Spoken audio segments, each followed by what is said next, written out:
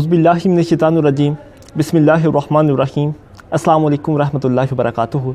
मेरा नाम आदिल शहीद है। उम्मीद करता हूँ सब लोग बिल्कुल ठीक ठाक होंगे और ज़िंदगी के गुजरते हुए हर लम्हे में अल्लाह अज़्ज़ा वजल की ज़ात का शुक्र अदा कर रहे होंगे। दोस्तों, एक सवाल आपसे पूछना है। आप ये बताइए कि अगर आपके हाथ में चाय का एक कप है और अचानक आपको पीछे से कोई शख्स धक्का दे देता है और आपके हाथ से उस कप के अंदर जो चाय है वो छुलक जाती है और वो बाहर आ पड़ती है, तो क्या होता है? अब आपसे मैं जवाब पूछता हूँ कि वो चाय क्यों छुलकी?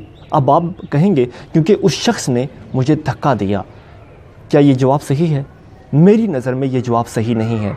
मेरी नज़र में जवाब ये है कि उस कप से चाय इसीलिए छुलकी क्योंकि उस कप में चाय मौजूद थी।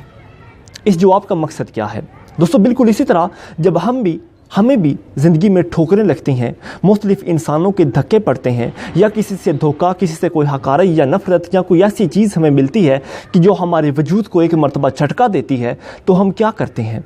क्या हमारे अंदर की जो चाय है वो बाहर आ पड़ती है, या हमारे अंदर से कौन सी चाय बाहर निकलती है? क्या जब हमें धक्का मिलता है, क्या जब हमारे वजूद को एक झटका किसी शख्स से मिलता है, कोई धोखा मिलता है, तो क्या नफ़रत, हकारत, हसद, ग़ुलामी या किबर, गरूर या कोई ऐसी चीज़ जो यानी कि मामलात ज़िंदगी या इंसानियत ज़िंदगी के मद्दे मुकाबिल ना हो, क्या वो छुलकती है? या इसके बिलमुकाबल आपके अंदर से रवादारी, बर्दाश्त, मोहब्बत, उल्फत, भाईचारा, अखुवत या कोई ऐसी चीज़ छुलकती है कि जिससे सामने वाले को कोई तकलीफ़ ना पहुँचे?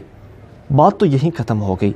अब आपके ऊपर डिपेंड करता है कि जब भी आपको ज़िंदगी में कोई धोखा मिले, कोई ऐसी सख्ती मिले, कोई ऐसा कोई इम्तिहान मिले कि जिससे आपके इंसान को बाहर आना पड़े, तो इन दोनों चीज़ों में से कौन सी चीज़ आपको अपनी ज़िंदगी में बाहर लाना पड़ेगी?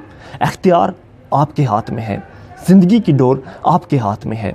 अगर आप अपने इसी वजूद के अंदर से बुरी चीज़ें बाहर निकालेंगे तो यकीनी बात है कि सामने से ही बुरी चीज़ें भी आएंगी।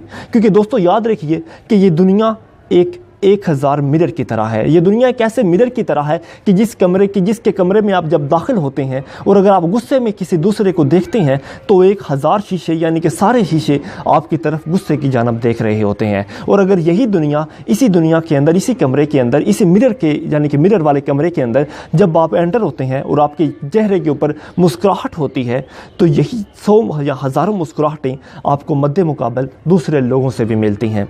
तो याद रखिए बिल्कुल उसी बुज़ुर्ग की नसीहत को कि जो एक गांव के शुरू में बैठे हुए थे और एक शख्स उस गांव में दाखिल हुआ और उसने कहा कि मुझे बताइए कि इस गांव के लोग कैसे हैं। उस बुज़ुर्ग ने फरमाया कि आपको कैसे लोगों की तलाश है? उसने कहा कि मुझे अच्छे लोगों की तलाश है। उन्होंने कहा कि तुम जहां से आए हो वो लोग कैसे थे? उसने कहा कि वो लोग बहुत ही बुरे ख्यालात वाले थे।